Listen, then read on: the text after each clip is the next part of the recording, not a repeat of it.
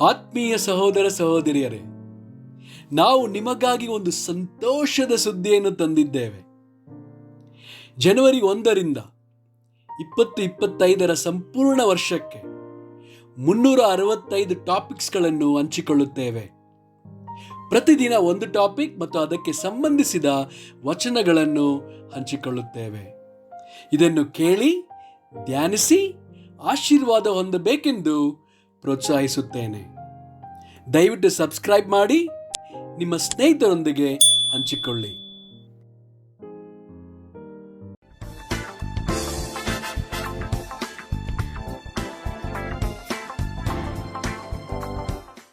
ಇಂದು ದಿನ 239, ಟಾಪಿಕ್ ವೃದ್ಧಾಪ್ಯ.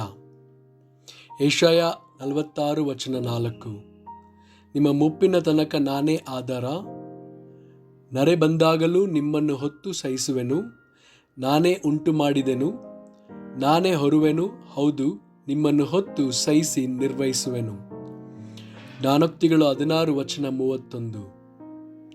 ನರೆಗೂದಲೇ ಸುಂದರ ಕಿರೀಟವು, ಅದು ಧರ್ಮ ಮಾರ್ಗದಲ್ಲಿ ದೊರಕುವುದು.